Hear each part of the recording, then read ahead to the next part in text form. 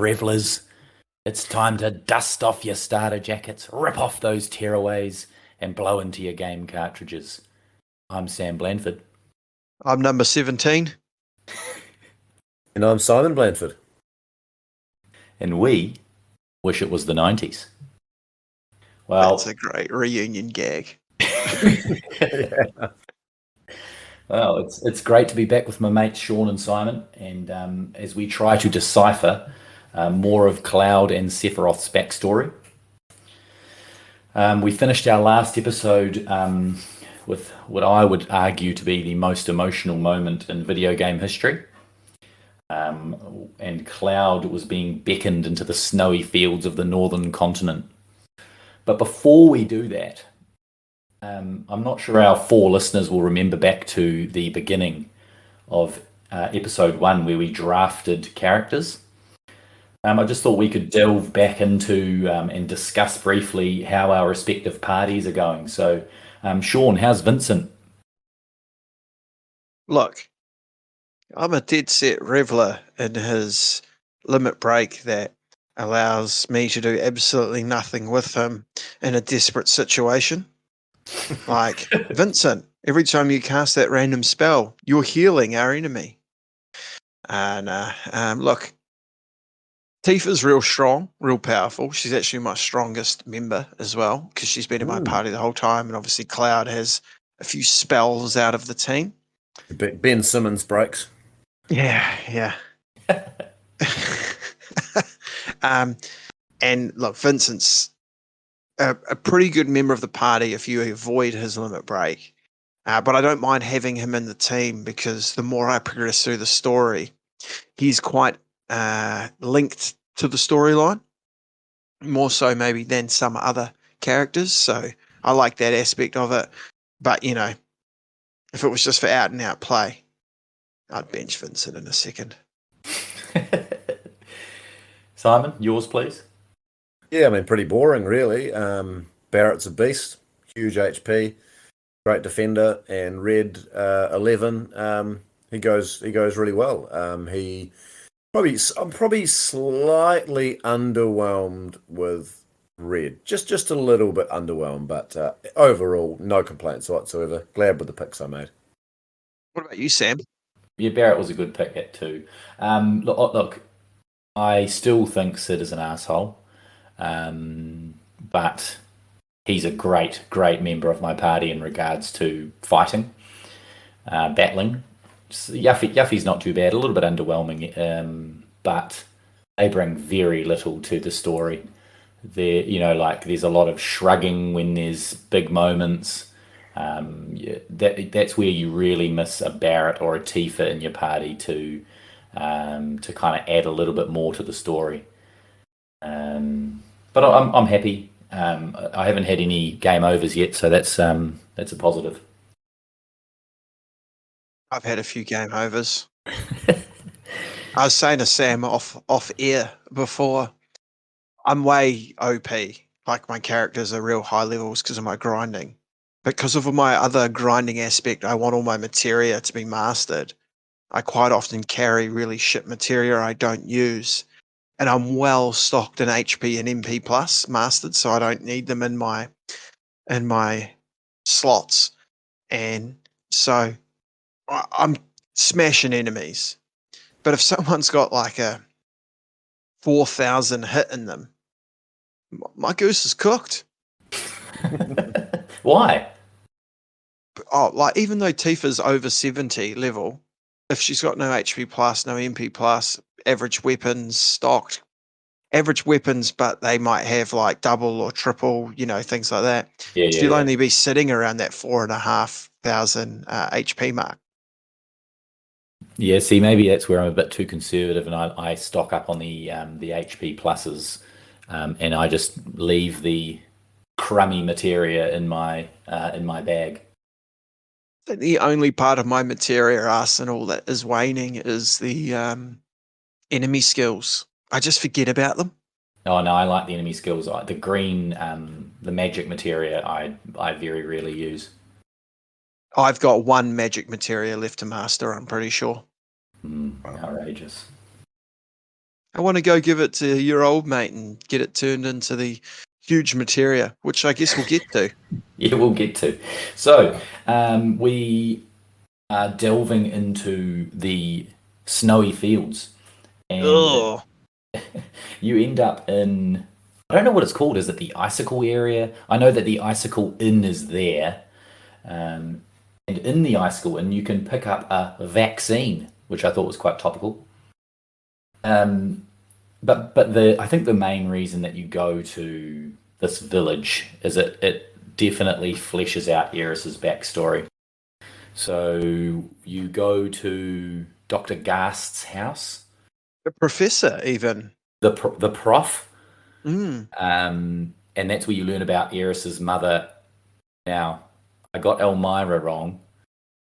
Ilfana? Yeah. How do you say that? Ifalna? Ifalna? There's no L after. I don't know. I was wrong with Elmira. Who knows?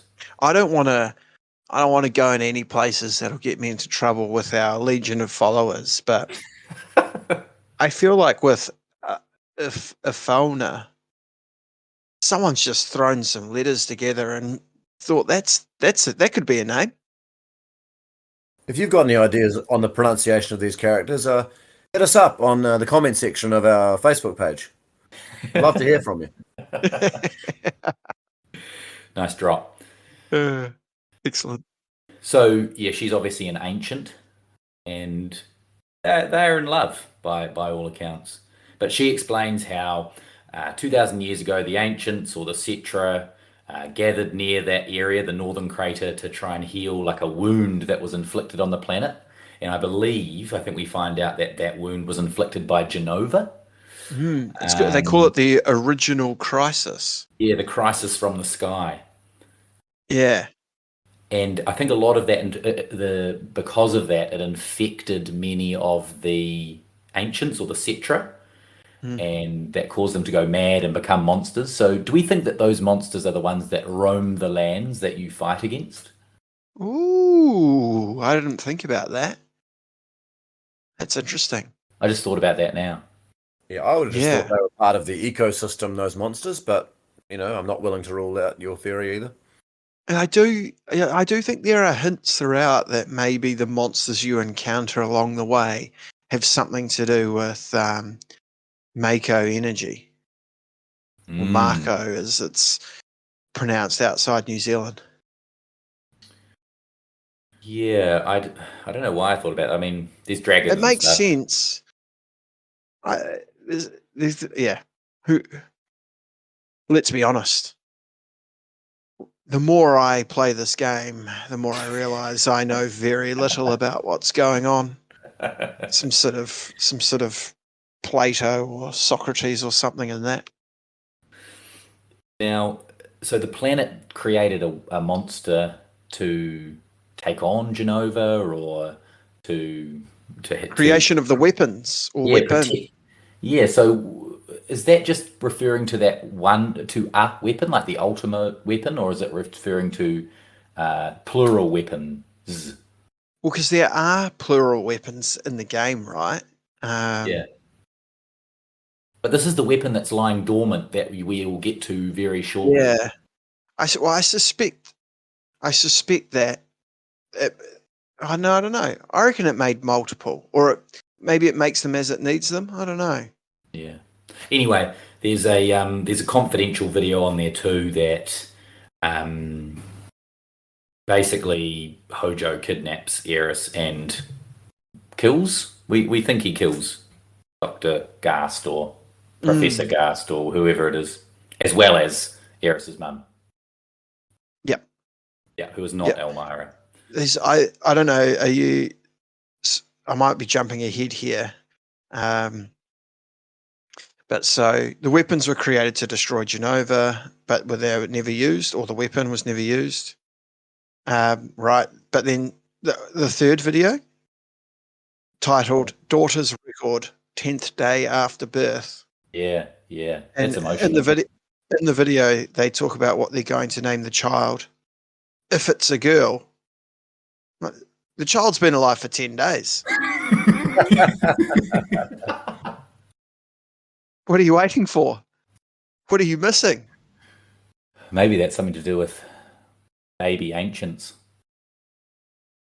Maybe they had a Homer Simpson-like confusion over the umbilical cord. Yeah, a little bit like when X-Men, they don't know that they're mutant. No, sorry, mutants don't know that they're mutants until they're teenagers. Maybe. I don't know. I think that's just maybe some poor translation. Yeah. Anyway, I got after that. You try to go down the mountain, and Eleanor slapped me into another dimension. I don't know about you guys. Yeah, so she did. But in preparation for this, I watched a walkthrough. And if you can actually do it properly, unlike me, I just obviously didn't press the button in time and got KO'd. But after Eleanor says to you, looks like talking won't do. You'll have to feel some pain. You can actually press the right button. And she comically forward rolls down the hill and presumably to where we eventually snowboard. But sadly, I was too unco to witness that in my actual game and just got KO'd. I definitely got KO'd. There's a bit of bitch slapping going on in this episode. About time. Simon, you alluded to this at the end of the last podcast, but how did you find the snowboarding? Yeah, no, one of the more overrated things I'd have to say. Controversial opinion, sure, but I felt it was hard to control. I love snowboarding. I'm aware, but I thought it was just much like many of the mini games, fairly pointless apart from where you land on the Great Glacier. Yeah, but even where you land, you just get lost anyway. So you certainly get lost. So yeah, the snowboarding gets an A for effort on the game makers, but an E, I would say, for actually how well it's pulled off. Oh, mate, I've spent many an hour collecting balloons on the snowboard simulator at the Saucer. What do the balloons do, or what do they mean? Was that my problem? I didn't spend enough time at the Saucer practicing before the run. I don't think you can do it until after the mission. So, like, the game's like not working or whatever, and then I could be wrong, but I all I know is that when you collect the balloons in the Saucer game, get perfect scores, unlock more tracks, etc., and so forth. Beat your times. You know, it's good fun. All good stuff. It's certainly no cool borders. Now, the Great Glacier, I fucking hate this bit with a passion. Yeah, it's the worst. It's the worst. So we won't spend too long on this. Just that part, at worst, that worst part where you just end up, and you have to go in there if you want to get the igloo in the middle that's got stuff in it. I can't even remember what's in it, but it's just snowy field after snowy field, and it's just the same screen, and you're getting blown around. You got to drop flags to try and keep your bearings, and it's just absolutely awful, and I hate it. Didn't mind planting the old flags. The Alexander material is in there somewhere. Yeah, that was pretty good. The one thing, there was nothing much to report there. I know you want to skip over this real fast, Sam, and we will. But I've got a couple of bits. One very creepy female monster to note here. I feel. Her name is Snow, I think. Oh yeah, I don't think it's called Snow, but definitely something like that. And so I read on the guides that you need to steal Circlet from her. I just kept mucking around facing her to get Circlet, and I faced her 10 times and never got it. So it was an absolute waste of time. But I did get the Alexander materia. I thought you were going to steal my bit there. But that's in Gaia's Cliff. No, I just so when you faint at certain points, if you've been out there too long, and you end up in that guy Holzoff's house. Good guy. Yeah, what a nice guy. Definitely a legend. It seems like it's the coldest place on Earth, and there is no fire in his house. Sometimes when you get lost out there, you actually just want to run around until you pass out so you can reset. Yeah, definitely. I remember getting to this recently and having traumatic flashbacks of being stuck in this place as a child and hating it. Yeah, I hate it. It's like when you're 5 years old and you're lost at the supermarket. Oh, yeah. You could lose a lot of good men out there. I think I know the answer to this because Sean, you talked about your being poor with the enemy skills. But my walkthrough told me to get an enemy skill in particular there called Bad Breath. Oh, yeah, I think I do have bad breath. Is that from that big green tentacle monster thing? Yeah, do you know the name of the green tentacle monster thing? I cannot recall. Molbora. He's a recurring monster in the Final Fantasy series. I think maybe I've seen that monster in FF10. He's definitely an 8. By definitely, I mean maybe. So Cloud traverses a really steep cliff with seemingly no rock climbing experience. You've got to keep your body temperature up at some point by pressing square over and over and over. The old Bear Grylls push-ups, mate. So you head down into the northern crater and you end up in the whirlwind maze. Do you see the Highwind here at some point? Are they using the Highwind? I don't remember. I don't think so, but I could be wrong. It was all a bit of a whirlwind for myself, to be honest. Anyway, after trekking through that wasteland, you get to the northern crater, which is where Jenova crashed down. That's where the planet was forced to gather all that energy. And I think it's called the Promised Land by maybe the ancients, because that's where all the Mako or Mako was gathered. And that's where you see heaps of shuddering black-hooded men, which we saw in Nibelheim previously. They just disappear when you walk past them, eh? They just kind of disappear. Yeah, they're just like perishing before your eyes. If they did a remake of that part, they should definitely get Kelsey Grammer to do his Sideshow Bob shuddering after he gets hit by the rake. I feel like that's the noise that they're making.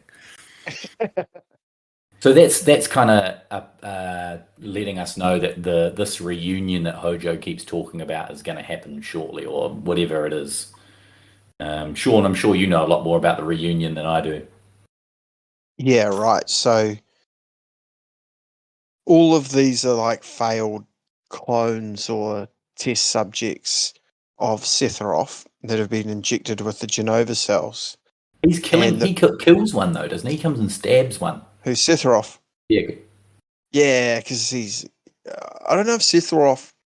Are you pronouncing 100%. Sephiroth right, Bob? Maybe not. We've got Sephiroth? pronunciations. Anyway, And what about? that's good though, because every podcast so far is just one big argument about pronunciation. So it's good to keep up the tradition. Yeah, and I've been letting Sam get away with too much so far already.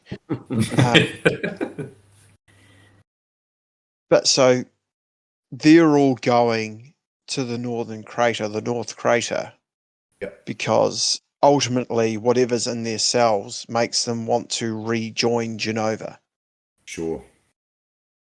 And I think we get a bit of an explanation about, I don't know when it is, so I'll just say it now.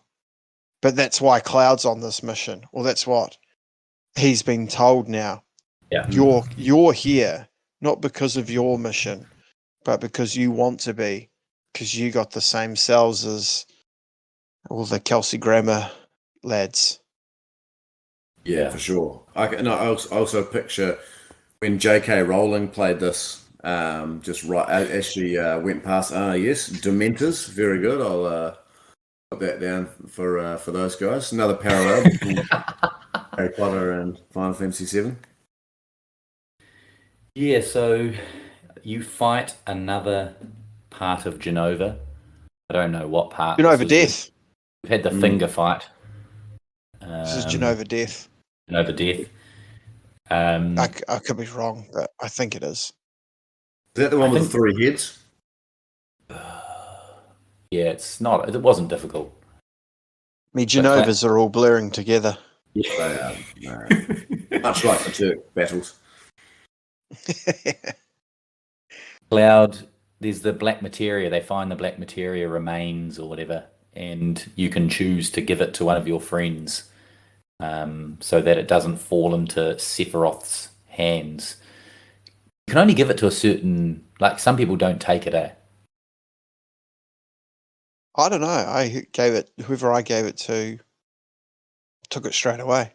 I think I tried to give it to someone and they didn't take it. Really? I think I tried to give it to Sid. I can't remember. Anyway, Barrett ended up with it for me. I gave it to Barrett also. I gave it to Barrett as well. So there's a few. I'll just interrupt you there, Matt. There's some good lines throughout here that I just want to mention two, especially. Tifa like barges her way on into this trip, doesn't she? It's her and Cloud that kind of barge their way, and she uses that classic trope like Sephiroth's hurt me too. This time it's personal. As if Sephiroth, that's the only person she's hurt. And also Cloud says before he gives the black materia to Barrett, which is what we all did, he says, no matter how confused I am, I won't believe a word of what Sephiroth says. Which was a great line because it summed up exactly how I was feeling. Oh, confusion all round. This is where you kind of go into your Nibelheim flashback, don't you? Oh, Simon loves this. Yeah, Simon basically said before the podcast, can we not spend too long on the Cloud flashbacks because we have no idea what's going on. Sick of them. Sick of Cloud bullshit. I think a big part of our confusion is that because we're far further advanced than when we're talking about, the Nibelheim flashbacks get murky because we've seen so many. Sure. But is this the last one? Is this when there's you're in one that more. thing with? Is this when you're with inside his head, or are we not up to that yet? Nah, that's the live stream one. No, I just think there's so many of them, and to explain Cloud's basically insanity or his, what's going on in his mind, they need to be a little bit confusing, I think. I think it's really clever to continually mislead you to Cloud's past. Like, I think it's quite good. And it doesn't do it in a way that we know it's confusing because we know there's so many of these. But if you're playing this through for the first time, every time you get a new one, you go, that's what happened. Yeah. And then it rolls into the next one. So this is the one where he's not in the flashback and it's Zack. That's right. Yeah. And we also get the bonus of the martial arts teacher doing heroic things. There's nothing that guy can't do. Zangan or whatever his name is. Why isn't he part of their fellowship? He'd be doing great things. Exactly. That is a great point. Take him over Kate Shee. There's so this is where it's on fire, isn't it? Really, it's the whole town's on fire. Am I correct in saying that? It's in a lot of the flashbacks. Yeah, it is, but it's showing the reality, what actually happened. Almost. Well, it is the reality, but it's missing out some details. Yeah, but Sephiroth saying that Cloud wasn't even there, eh? It's what Sephiroth is trying to tell Cloud, and that's Sephiroth is saying to Cloud, mate, you weren't even there. You were created in a lab after this as a clone of me, which we later find out is obviously also another misdirect.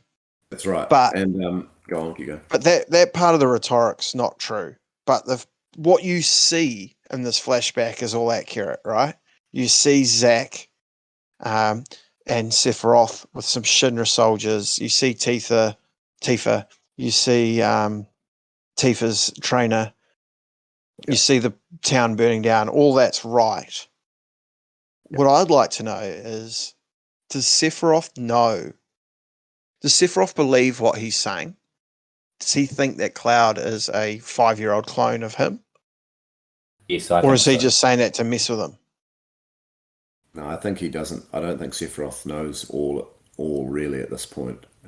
Yeah. But he convinces Cloud, though, doesn't he? Cloud, no matter Yes. what Sephiroth thinks, Cloud is sure, almost sure, that he is actually not Cloud. You know, that's not who he is. It's very. Yeah. This was real funny. I was watching this walkthrough by some Eastern European YouTuber who just lost his patience with Cloud at this point. He's like, "You are the real Cloud, dude. Snap out of it. Jesus Christ, is it really so easy to brainwash you?" Which I could not have agreed with more. Please link him in the notes for this episode. He deserves a credit for his efforts. He does. He's a legend. He really is. So Cloud's like insistent that his version of the events are real. Sephiroth's lying. But then he's like suddenly unable to remember like when or how he joined Soldier. Which is also true. Yeah, Like that's a good memory to have, you know. Yeah. Who wrote this story? Insane. Credit them in the notes. Yeah. Hit them in the slacks. Meanwhile, we do have Shinra, Scarlet, Rufus, and Hojo. They reach the depths of the Northern Crater, and I think they ride the Highwind in. That sounds familiar. That's how you end up getting the Highwind, I think. Pinch it on the way out. Yeah, so they believe and all the guys working on it just agree to stay. we'll get to that airplane. What do you call them? Pilot. Hilarity. I would describe it as. Yeah, so they believe that to be the promised land, and they find, is that where you're in? And there's it's like quite a cool area, and there's like a. You in front of the weapon? Yeah, I think it's like a web full of materia, and Marco energy, and part of the wall becomes to come alive, and that's weapon. And I think, does Sephiroth disguise himself as Tifa? Yes. To get the black materia? Oh, yeah. Well, I don't know if I can't remember if it was Tifa or not, but he does some... Tifa's with you. It's Cloud, Tifa, and you choose someone else. He definitely disguises himself as Tifa. And then Cloud shows up. He's clearly disturbed. He's been disturbed for a while, to be fair. And he takes the black materia back, saying it's time for the reunion. He apologizes to Tifa, saying he can't be the real Cloud, and he hopes that she'll meet him one day. And Hojo just goes off on one here. Tries to talk to Cloud, ask him what his number was. Cloud says he's never got one. And Hojo assumes he's a failure. Yeah. Even though he's made it to this point. And compared to the rest of the reunioners, he's looking pretty good. Yeah. And he tells everyone there that basically Cloud's a clone of Sephiroth that he developed. Throughout this part, isn't Cloud being talked to? I know I keep going on about this by Sephiroth in that Harry Potter Voldemort type way, and he's basically going to give the black materia to Sephiroth, to that giant Sephiroth. Yeah, he's like flying in the air, and they're trying to get Sephiroth's body is like frozen in that web of materia. Yeah, so that's the real Sephiroth, right? That is the first time we see the real Sephiroth. That is correct. We've only seen... And we talked about this last time, right? That the Sephiroth we've been seeing so far is actually Jenova? Yes, Jenova clones. Yeah, that's apparently the truth. Not that I knew that at the time, of course. I've just read about that since. Yeah, man. My brain hurts. And then Weapons released, right? Yeah, let's move on. They like Rufus gets out of there, takes the party with him, but not Cloud. Mm. And basically the northern crater just like erupts, and the giant mechanical dragon that is Weapon basically flies out. The whenever you get like the HD graphics of the weapons, they look amazing. Amazing. Yeah. When you see them flying about without their HD graphics, hard to make sense of them. Yeah, it was pretty impressive that weapon coming out of the water. It was great. Yeah. So I don't think we've really covered off exactly what happens here, and I think that's because it's hard to know. Yeah, But we got the real Sephiroth, we got the unleashing of Weapon, we got Cloud Cloud. being manipulated again by Sephiroth into giving him what he wants. Yeah, and this is effectively the actual reunion we've been hearing about, right? Yeah. Okay. If anyone else wants to explain what was really going on in the Slack, I'd really appreciate it. So this is where you basically awake, and Cloud is no longer with you. Barrett and Tifa in a cell, and you don't realize straight away. I don't think. Maybe you do, but you're in Junon. Yeah. Upper Junon, probably. You're on death row. Yeah. Pretty much. Barrett tells Tifa she's been asleep for 7 days. Fills her in what happened. And Rufus and Heidegger tell them they'll be executed. There's a weapon running loose, but we need to make an example of these terrorists. Barrett's great in these couple of scenes.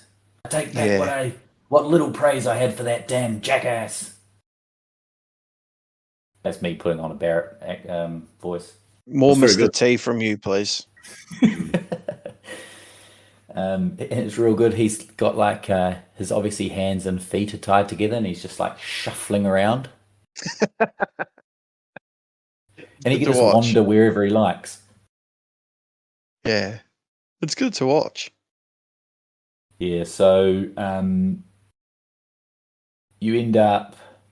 Scarlet shows up to execute them, I think. Yeah, she is up for it.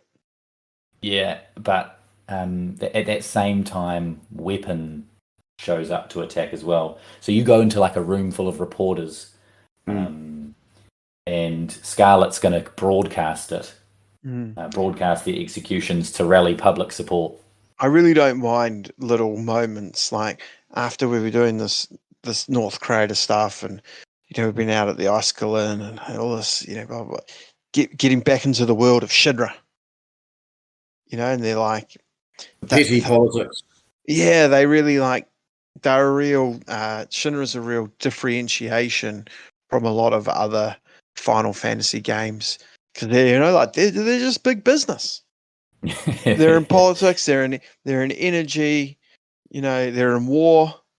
It's big business with Shinra, and I quite enjoy that part of the game. Me too. Their politics, I don't agree with them, but they're also trying to stop Sephiroth.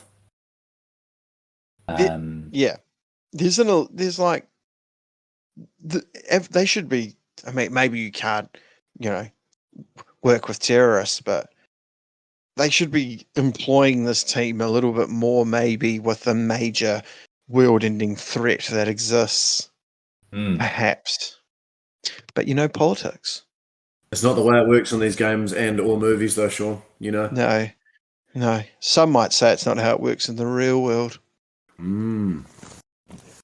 So in that execution, when are we getting to the gas chamber? Yeah, sorry. There's a moggy-shaped reporter within the midst of reporters. Oh, I see. Tifa gets called a stuck-up asterisk @ exclamation mark.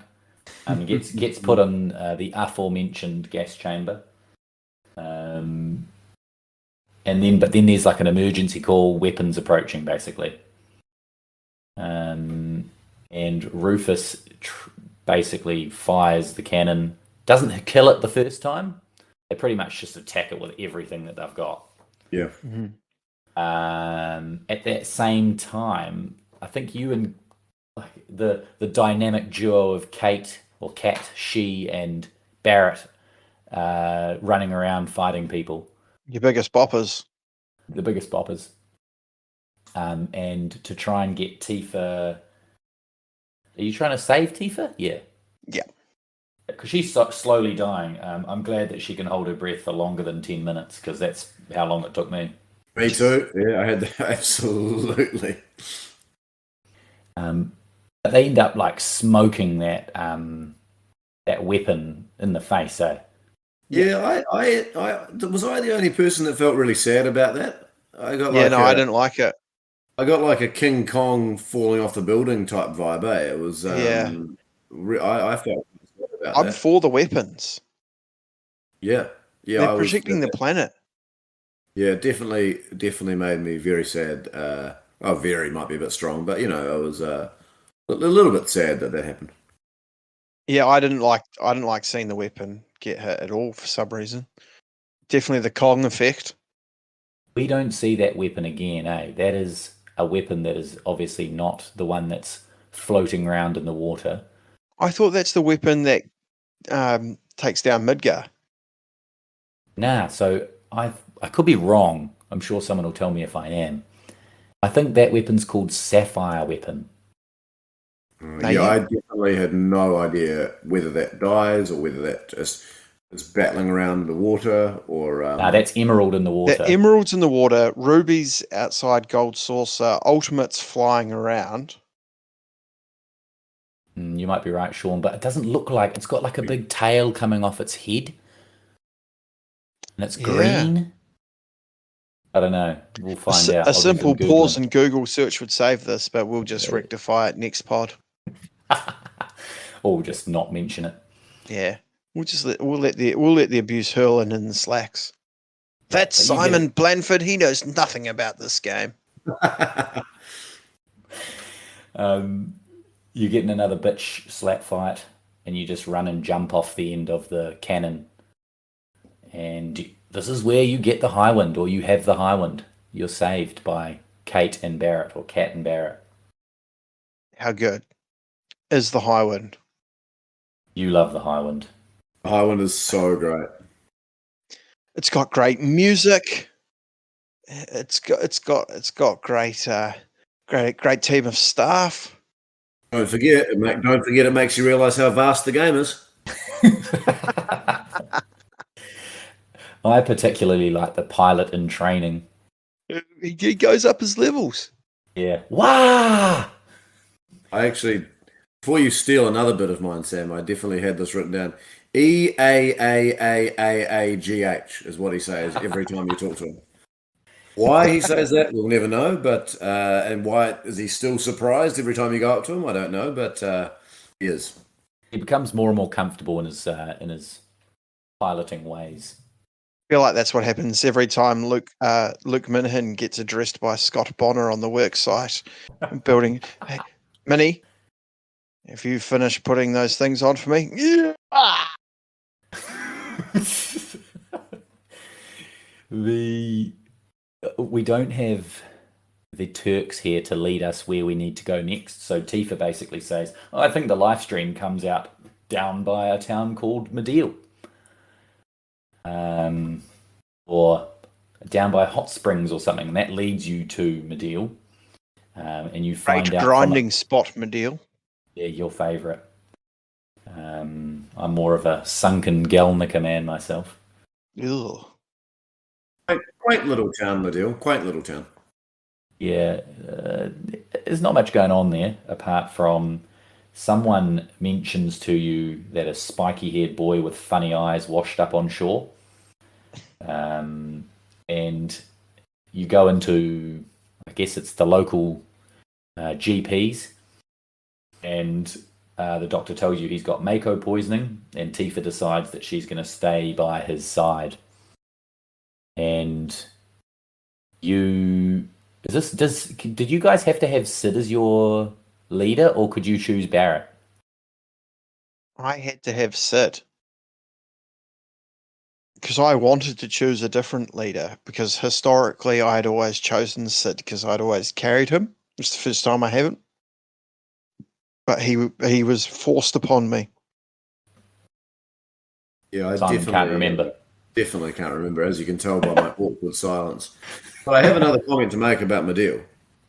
Yeah. So, on the last podcast, as our dedicated listeners will remember, I said how sometimes the next natural progression in the game made sense. Like that when we're outside Midgar and the man said, "Oh, I lost my lunar harp," or I lost the key to Midgar on a digging expedition. Whereas I felt like this part, you just kind of had to just bumble around the world map until you just found Mideel.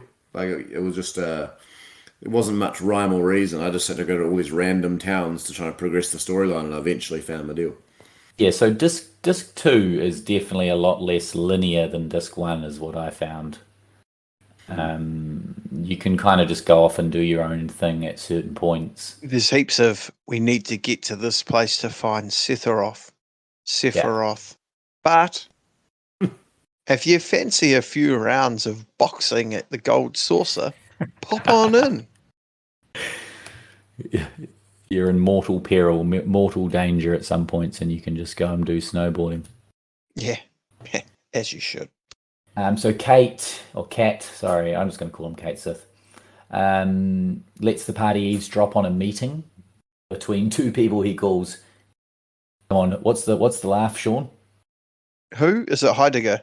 Yeah, Gaia, ha ha ha ha. He calls them Gaia, ha ha ha, and Kaya, ha ha ha ha. Yeah. But also Rufus, Reeve, and Palmer are there. My mate. We don't. And Reeve's our mate, right? Do we know that at this point? We don't know that. Sorry, Kate take is it back. Reeve. He's not our mate. Scratch that from the record. I didn't know anything about him being our mate. And basically, their two goals are to destroy Meteor and remove that barrier so that they can defeat Sephiroth, which seem like they should be the heroes. Yeah.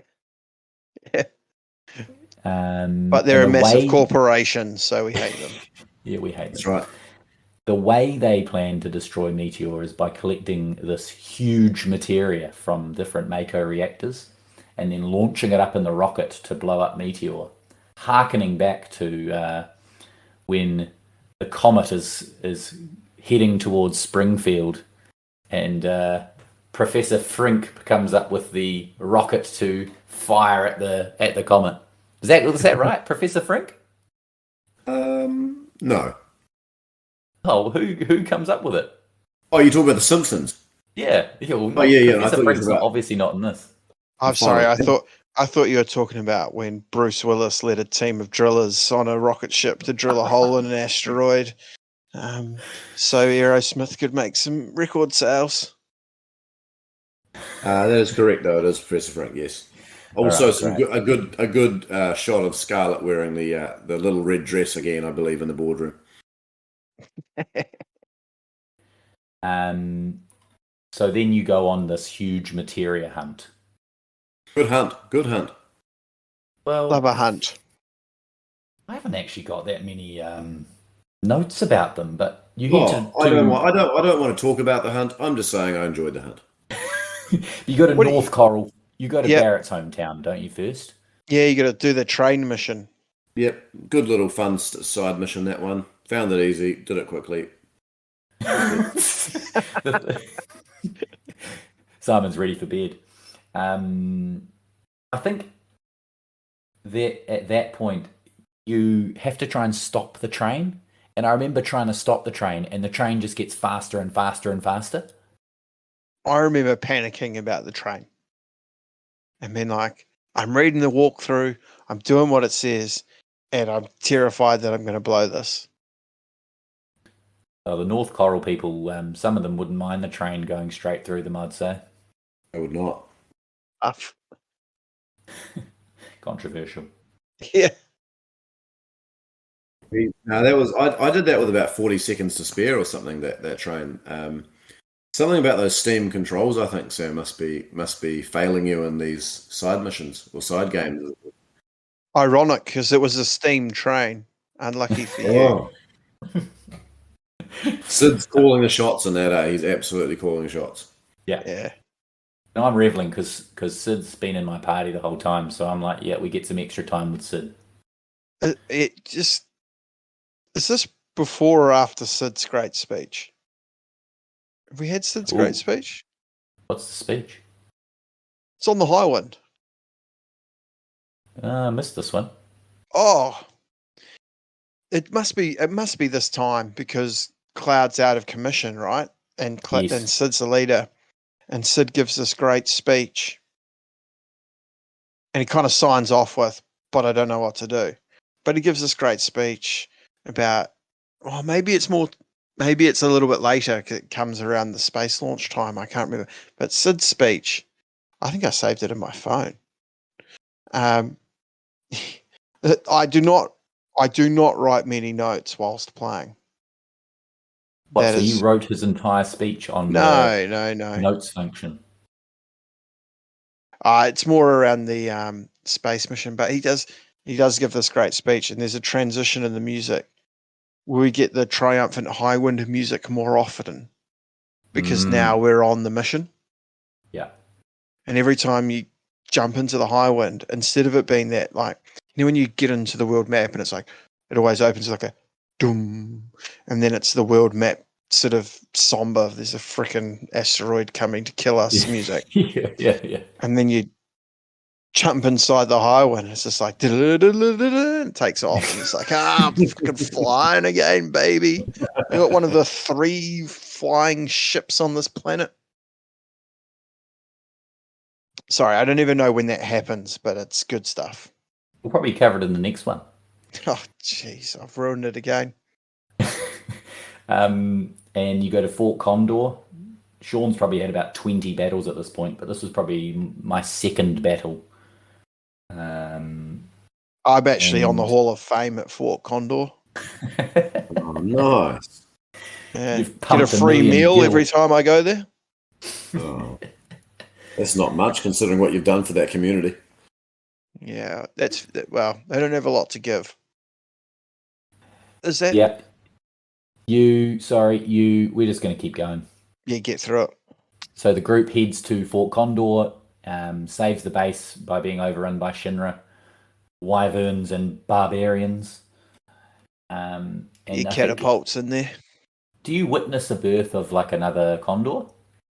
Yes, that's so funny. That's what I was going to say. So they've desperately been trying to protect this bird, and then it just lays an egg or whatever. No, the egg. It leaves the huge materia, doesn't it? Yeah. And you pick up a little phoenix materia, don't you? Yeah. Good materia too. Crucial for your fight against Ruby Weapon. Is that the one in the sand? I said it earlier. Yeah. Now that I've got through my 4th PAL, I'm starting to forget things.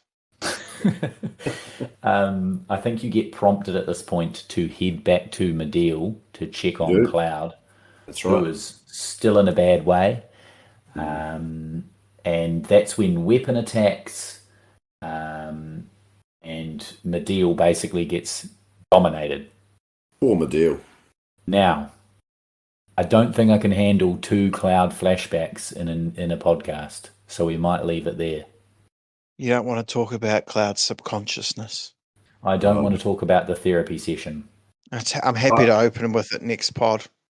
I feel the same way about Cloud's therapy sessions as you do about the Great Glacier, Spania. I just haven't had much trauma in my life, so I just have no sympathy and can't get interested.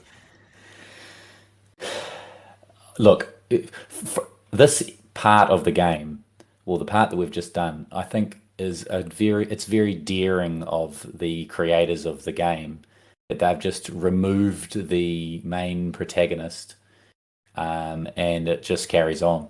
Is that what he is, the protagonist? He is the protagonist. I just think it says a lot about the game that they can do that, and you still feel really connected to the story. You still feel connected to the characters. I think it's really interesting if we're not 100% on this, but if it is that Sid must lead the team, it's an interesting move because he's probably of all the characters the least connected to the mission.